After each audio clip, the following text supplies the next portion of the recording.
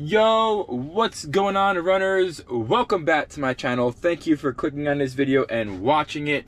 Today's video is a VO2 max interval workout. So let me break down the workout for you. We have 2-mile warm-up, 8 intervals at 2 minutes on, 2 minutes off, and those intervals should be about 80 to 85% max effort.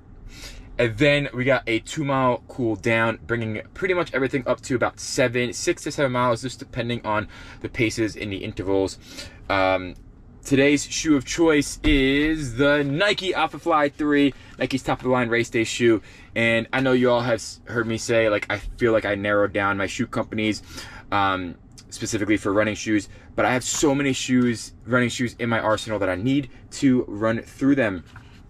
This pair of Alphaflys are the ones that have the most amount of miles for me, so about 100 miles on them. You can see the wear and tear definitely hold up pretty well. All the claims of them not being durable, I haven't had that experience in any of my 3 pairs of Alphaflys, and I usually don't wear them often, but when I do, they're always kind of, they hold up. They're, you know, I love the upper of them. My only thing is because of the other shoes and all like the foot strength that I'm doing, sometimes Nikes can be a bit pointy in the toe box swing right now. So I'm just trying to run through some shoes. I have so many, and this kind of links to my other video, beginner tips for runners, when I was like, y'all don't need to go spend your money on all this gear. When I first started, I didn't know what shoes, what brand, what I was looking for, how it worked with mechanics. And now that I narrowed in the few shoe companies that really work for me, and I don't have like a lot of aches and pains and soreness and all that kind of stuff, I just have so many that I'm just trying to get through. So the Nike Alphaflys are extremely snug to put on. But yeah, last time I wore these shoes like 2 months ago. I really had a good experience in them. And now that I am strengthening my feet and doing some different workouts, some strength training, and just getting a little more efficient in running, I want to try them again. I always like to try these shoes every few months just to see how it feels compared to the last time I wore them. So, but today we're going to really talk about this training run. It was one that I have been procrastinating. It's also very, very slick. It just rained, so I was waiting for the rain to kind of stop for me to get out here. Got the vest. I took hydration, but I forgot nutrition. So we're gonna see. I'm definitely gonna try to like work my way up to those higher intervals and keep it going. But 16 weeks out, y'all. 16 weeks out to my second marathon, and this is gonna be the marathon training vlog videos. So we're gonna get going. I feel like my next video I want to make is going to be my journey, my start journey to running, and I was actually going to do that today, but I feel like there's so much that I want to talk about in that video, and I don't feel like an interval workout is a good spot to do it. So today's gonna just be rambling, talking about like my first marathon nerves there and how I have the mindset and what I'm thinking for this marathon. So let's get laced up. I'm gonna program the workout in my Garmin app.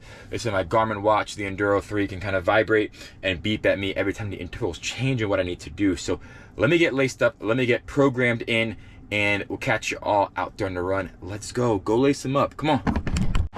Yo, runners. So it might be just me, and I hope it's not, but when you all see like an intense workout, like a workout on your calendar, interval speed work, and you know, for me it's usually on Sundays, and when you see that on your calendar and you see you have like a easy 2-mile, 3-mile warm-up, whatever the case may be, does your warm-up usually feel a bit heavier? Like you feel like you're going a little bit more quicker than you would in a recovery run? And I hear a lot of this from people who raced their first race or something, and they say, I couldn't control it. And the truth is, you can control it. You're in charge of your own brain. So if it's a speed workout and the jitters are going and the legs are going, you just gotta slow that down in your mind and say, hey, you know what, like, let's treat this like a race, and let's say, okay, first 2 miles we're gonna execute a good warm-up, and then we're gonna execute some intervals, then we're gonna execute a cool down. But I hear so many runners saying, oh, I just couldn't control it, I went all out. And the truth is, you can control it. It just takes the training to control it. This is great practice, and what I tell y'all to make your training as close as you can on race day, so the jitters and everything are not there on race day, the nerves, all that stuff. So if you feel like you have a workout and maybe the warm-up went a little too intense, control your mind and say, hey, this is supposed to be a warm-up. I'm gonna pull back a little bit and reserve some in the tank, because reserving some in the tank is gonna be the best thing you could ever do for race day. But it's a little short rant because a lot of people say, oh, I can't control it. You gotta control up here, which is why I say sometimes you train the body and other times you train the mind.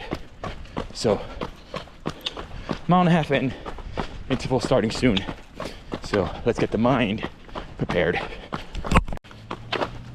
All right, y'all, intervals are done.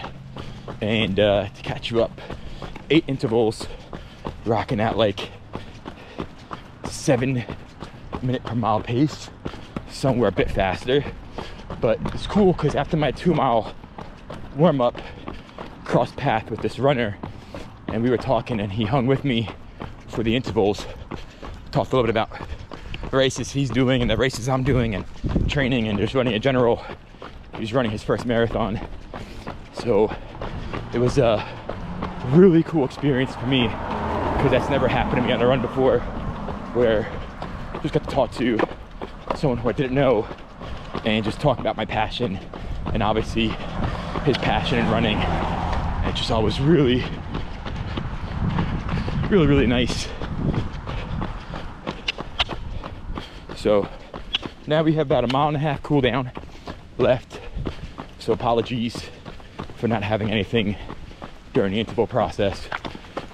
But there's this thing that everyone tells me. It's like, if you want to get better at running, run with people. And I always thought that was like a, yeah, sure. But I can tell you it's true. Because number one, the run went by really fast, like the interval section. And it definitely felt a little bit more lighter than it usually does. And I was pushing paces I usually wouldn't push, and still was able to carry a conversation, which was really cool. So yeah, maybe there is something to running with people. Anyway, so I guess a little public service announcement: if you have a training partner, go thank them. Anyway, I can tell you all, yes, maybe it's a strength training, maybe it's the recovery, but these intervals did feel a little bit more effortless. But one thing that I'm noticing is, the toe box of this shoe is narrow. And I'm also not wearing my toe socks, because if I wore toe socks, my toes really splay out and I wouldn't have the room in these Alpha Flies. So I can tell you, with regular socks and the Nike Alpha Flies, it is narrow in there. And I could feel my toes kind of like, and I could feel that toe spring in the shoe, which after running so many miles in shoes that don't have a toe spring and things like that, I could really feel like it just, it's different. It's definitely different. I'm not gonna say anything bad about it, but for my running and I guess what I'm used to, this is definitely different. So, but yeah, so closing up on the run, super cool run, nice effort. And since I was talking to the other runner about race experience and my first marathon, told him about the second one coming up, he asked me for any tips, and I figured, all right, well, I'll share them with the video as well. The first thing I said was, enjoy the moment. You only get one first marathon. And I feel like for New York, I was trying to do two things. One, enjoy the moment, and two, run a fast marathon. And I personally, I have not found a way to merge those two together just yet. It's either I'm gonna go slow and enjoy the experience, or I'm gonna kind of ignore the experience and just run the marathon. I have not found a way to merge those two just yet in my running journey.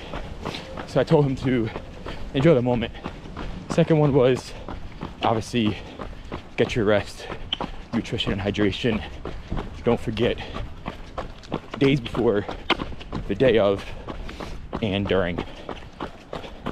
And after, sometimes after you don't want to eat, but definitely get something in your body after you just cross the finish line of 26 miles. Also told him to lock into a pace. So try to figure out what your comfortable pace is and push that for, I don't know, maybe a little bit less in the first half, or for the first half, and then push to your, you know, comfortable pace for the next half. But I feel like for me, if I would have done that for New York, probably would have had a better race. Those were my big things I told him. I also think the biggest thing for me was when I woke up New York Marathon day, I didn't feel nervous. I didn't have those butterflies or like that pre-race jitters. I felt calm because I got a good night's sleep, went to bed super early, stayed asleep the whole night, got my breakfast down, and for like the pre-race and the world majors are probably a little bit different than, you know, the local marathons, but for the world majors you had what's called Athletes Village. It's kind of where you hang out and wait for your race to start. And for the, I don't know, 2-3 hours I was waiting, a lot of it was just kind of sitting on the ground comfortably. I got one of those like old kitchen chair cushions, sat on one of those, and just was on the phone with my best friend. And in my mind I just kept saying, it's just a run, it's just another run, it's just another run, it's just another run. And I kept saying that because I needed to get to my head that it was just another run with, thank you. It was just another run with 64 or 63,000 people. But when I got to the start line, I said, hey, you've done this before. You've done so many runs, you've done so many miles. This is just one big run with a huge community. And I think saying those things and just saying, hey, you've done this before, you ran miles before, you know what this is supposed to feel like. I think just going through that, I call it the Rolodex in your head, spinning and saying, hey, I've done this training before. I ran thousands of miles to get to where I'm at. So this, the marathon day, is kind of like the celebration. And I think saying those things in your head, or saying those things in my head when I said them, really helps. So that's like a huge tip that I do now for every race, is I just say to myself, you've done this before, you ran in this condition before, it's just another run. So if that is the biggest tip I can say, it is just self-talk to yourself and say to yourself, I've done this before, I know what this feels like, it's just a run with other people. And just think that this run, the race day, is a celebration of all that hard work and training that you put in for months, weeks, years in advance. So that is my things that I said to this other runner, and it was actually perfect because it was what I wanted the topic of the video to be. Because going into my second marathon, I've learned so much from New York, and I have so much that I want to share, and I can keep sharing it with y'all. But those are some of the biggest things that I did, and these are the advice that I share to other first-time marathoners. So, but all right, y'all, let's finish this up. YouTube. Whoa, I don't like when I don't have a hat on. Ah, much better. YouTube. All right, runners, that is it. We actually did about 8 miles. Like I said during the video, ran up my path intersected with this runner, and we just started talking, and he kept pace with me and actually was pushing my pace a little bit. So it was nice. So just did about 8 miles, just under 8 miles. It was 7.83 miles in 1 hour and 8 minutes with a 8:46 minute per mile average, which for me is kind of where I want to be. That's the race. That is pretty much where I want my half marathon pace to be. Today felt really good though. I don't know if it was just the weather, just everything felt really good. I said it in the videos, tight toe box for my toes. Really just, it felt discomforting towards the end of the race, to say the least. You could definitely see I did heel strike a little bit here, chewed out a little bit of that foam.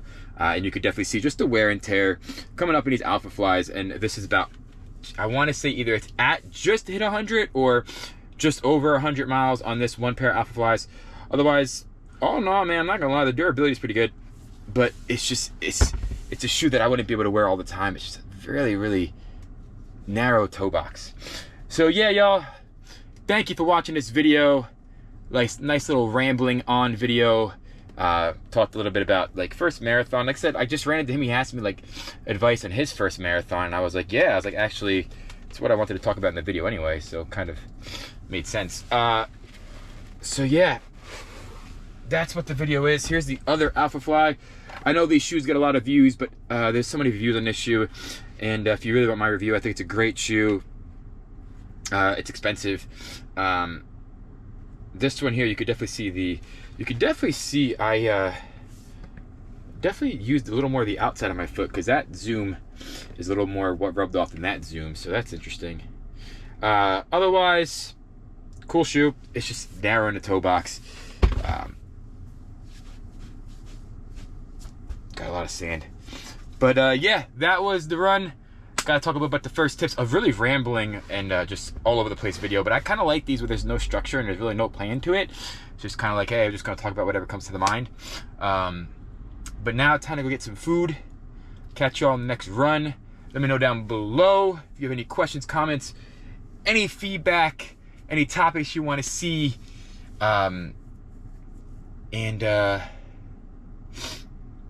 Yeah, it was a great run today. Narrowing in at least in the last 16 weeks, it was just a great run. Really felt like effortless, light. And I'm not out of breath like I usually would be right after these kind of workouts. And I did 8 intervals, which is really, really good. I think the most I ever did was like 10 2-minute intervals. And this week was 8. So the rest of the week, all recovery runs. Got a long run, I think 12 miles this week. So take you all along for that one. Marathon training, here we come. Y'all welcome aboard. Tune in. If you're running your first half, if you're running your first marathon, first half, whatever the case may be, you got any questions, you need any advice, drop it down below. We're trying to build a community of runners to all pitch in with advice. That's it, y'all. Next video, go get your miles. Peace out.